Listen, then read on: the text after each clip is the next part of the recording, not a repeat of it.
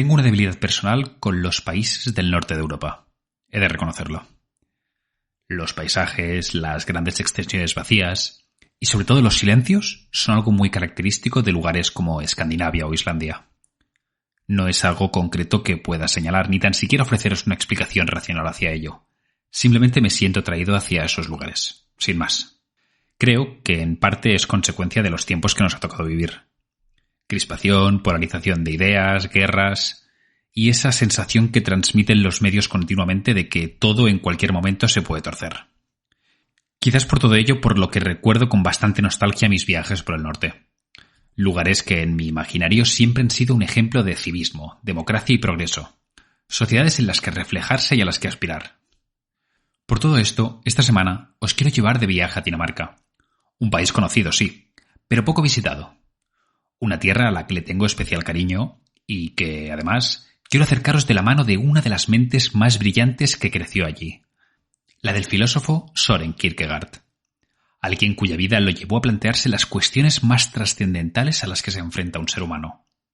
Una mirada única hacia el mundo y la existencia que nos acercará esta semana a un país de leyendas e historia. Un pueblo hermano de nuestro occidente que tenemos muy cerca, pero que conocemos muy poco. Yo, como siempre, soy Alex Tombosch. Bienvenidos a Objetivo Horizonte.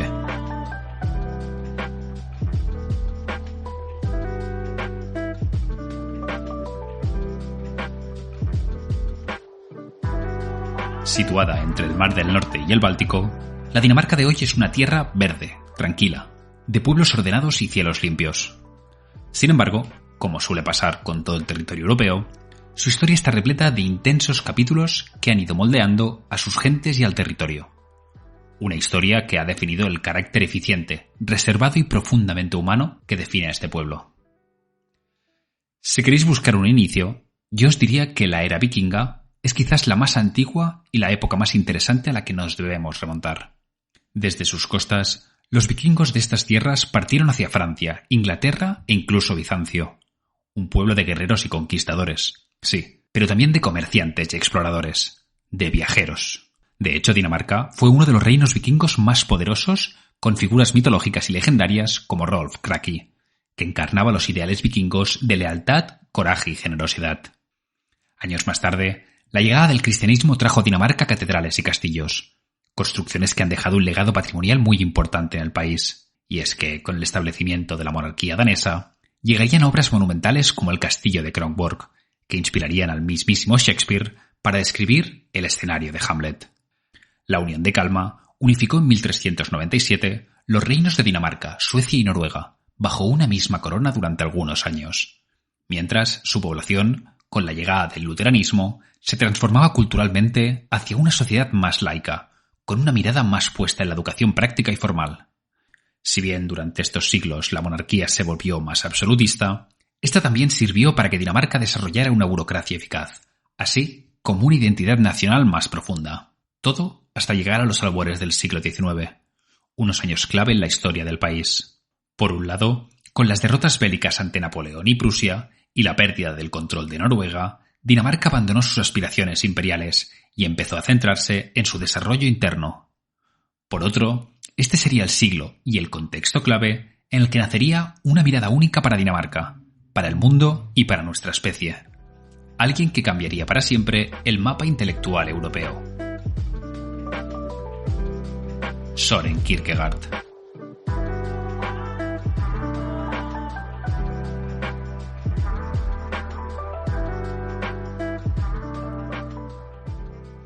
Nacido en Copenhague en el seno de una familia profundamente religiosa, Kierkegaard tuvo una infancia muy marcada por la figura de su padre, un hombre muy piadoso, Michael Kierkegaard.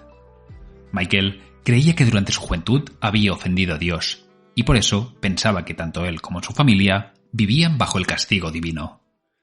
Estas preocupaciones de su padre, y la vida que llevaban, hicieron que Søren desarrollara una personalidad introspectiva y sensible, muy melancólica podríamos decir, que lo llevaría a reflexionar profundamente tanto sobre sí mismo como sobre la relación con lo divino. Durante su juventud comenzaría estudios en teología, con la idea de ser pastor, para más tarde pasar a interesarse más por la filosofía y la literatura. Tras graduarse, tomó una de las decisiones que marcarían su vida para siempre. Rompió su compromiso matrimonial con Regine Olsen, una mujer de la que estaba profundamente enamorado. Pese a que él mismo fue quien se le declaró, Kierkegaard se dio cuenta de que el matrimonio no era compatible con la vida intelectual y espiritual a la que aspiraba. Una ruptura que lo marcaría el resto de su vida y que serviría de inspiración para muchos de sus escritos. Pero vayamos a lo concreto.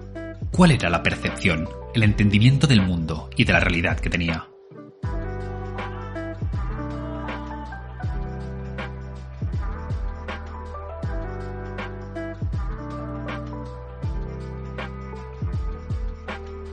Creo que para nuestro tema de hoy es importante entender que tanto sus obras como en su pensamiento, Kierkegaard desarrolló un tema central: la subjetividad de la experiencia, es decir, la manera en que cada uno de nosotros experimentamos el mundo, la vida y la existencia.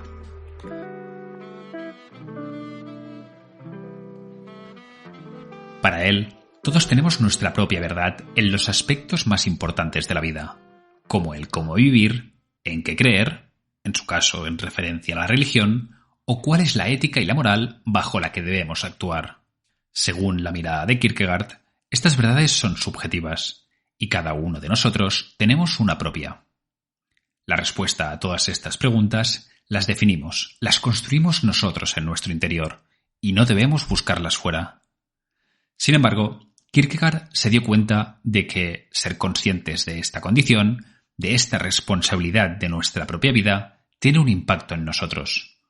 Un impacto que él desarrolla en dos conceptos centrales de su filosofía.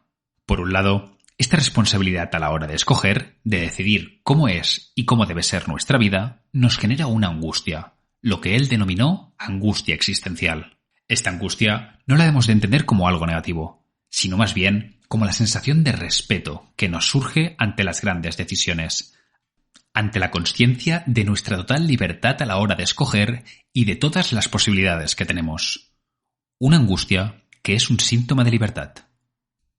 En esta línea, y relacionado con este concepto, Kierkegaard exploró también el concepto de desesperación, una crisis del yo que se siente ante esta angustia vital. Esta desesperación es una enfermedad de nuestro ser profundo, que se produce cuando hay un desalineamiento interior, cuando no logramos ser quien realmente somos o cuando no conseguimos darle un sentido real y verdadero a nuestra existencia. Kierkegaard entendió que podemos vernos inmersos en ese estado de desesperación sin saberlo, viviendo una vida superficial, persiguiendo metas externas como el placer, el estatus o el dinero. Se trata de una desesperación inconsciente, por vivir una vida sin autenticidad, por no conocer a nuestro ser real. También puede darse el caso de que sí que seamos conscientes, pero que no aceptemos a ese ser verdadero. Todos hemos sentido alguna vez cómo estamos sujetos a exigencias de nuestros trabajos, de nuestras familias, incluso de nuestra sociedad, que acaban convirtiéndonos en alguien que realmente no somos y que, sin embargo, por miedo al cambio o al rechazo, nos negamos a aceptar. Llegados a este punto, Kierkegaard va más allá, incluyendo en su visión la profundidad espiritual. Para él, incluso si somos conscientes de nuestro verdadero ser y lo aceptamos, incluso así, nuestra desesperación es posible que no desaparezca, ya que, para realizarla, para darle un sentido pleno a nuestra vida, no podemos hacerlo solos. Para Kierkegaard, para superar completamente este estado, debemos tener también una relación adecuada con nuestra espiritualidad, con lo absoluto. Dejar de apoyarnos en cosas banales, como el dinero o el éxito, y hacerlo en nuestra concepción de Dios. Aceptar nuestra dependencia a lo infinito, dándonos así un propósito trascendente y aceptándonos a nosotros mismos. Aunque su filosofía es mucho más profunda y exploró otros muchos campos de la existencia y de la fe, creo que esta breve pincelada puede ser útil como punto de partida para empezar un viaje, una filosofía y una visión del mundo que nos puede hacer reflexionar a la hora de visitar y conocer no solo la Dinamarca de hoy, sino cualquier país del mundo.